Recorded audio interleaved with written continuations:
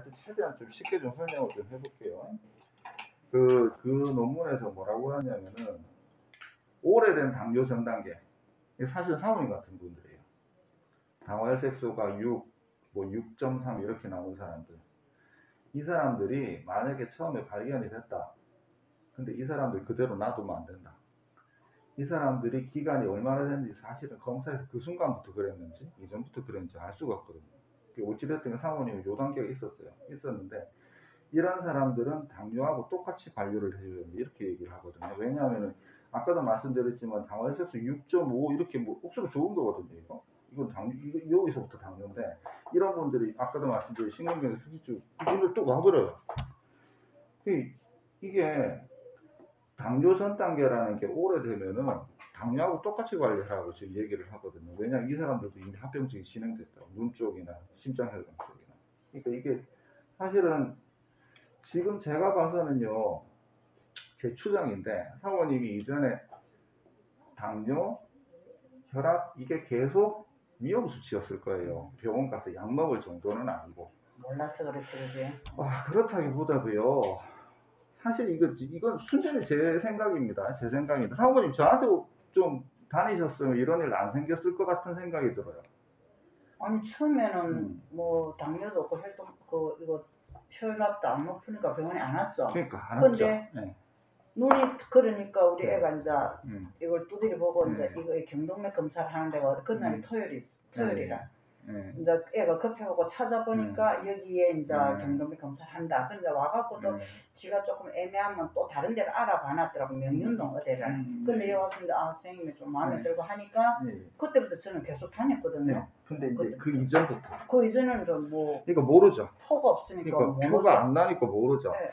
그러니까 이제 우리 병원은 병원 오신 분들 무조건 혈압하고 혈당 다 재거든요. 다 재면은 다들 이제 처음에 난 괜찮다고 딴 병원 괜찮다 다 얘기해요.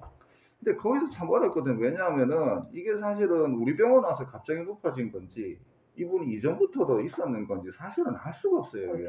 그러니까 사실은 이게 무슨 얘기를 하고 싶은 거냐면은 사모님이 이전에 우리 병원에 좀 한 3, 4년 전에부터 와가지고 혈압이나 혈당을 체크했으면 제가 좀 빨리 찾아냈을 건데 라는 생각을 좀 해요. 근데 그것도 사실 지나가면 뭐 앞에 얘기하면 뭐합니까?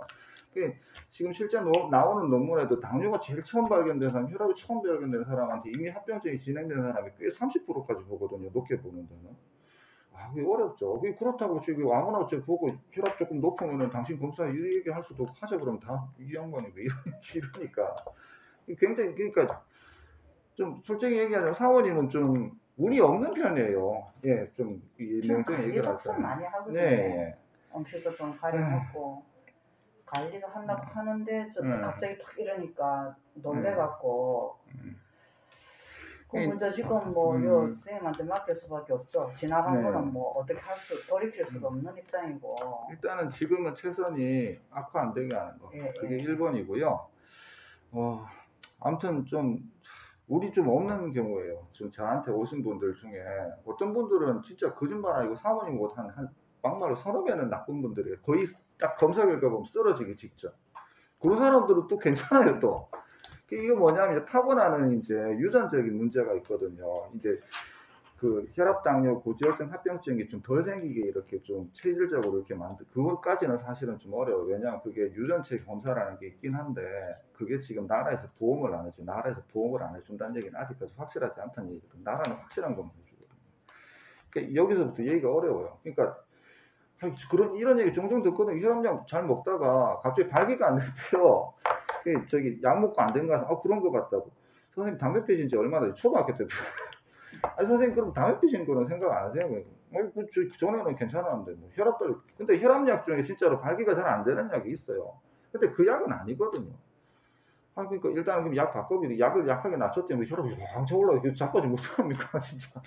그러니까 이런 경우가 있어요. 그러니까 좀 사모님은 좀 이게 하여튼간에 제가 말씀드릴 수 있는 거는 첫 번째 저한테 한 3, 4년만 이거 순전히 제 가정에 3, 4년만 빨리 오셨으면 이런 일이 안 생기지 않았을까. 두 번째 사모님이 운이 없는 케이스예요. 차라리 그냥 있잖아요. 몸 관리 안 하시고 좀 방탕하게 사셔서 그렇죠. 빨리 발견돼가지고 사모님이 관리를 잘 하시다 보니까 이게 표가 안 난 거예요. 수면 위로 안 떠오른 거죠.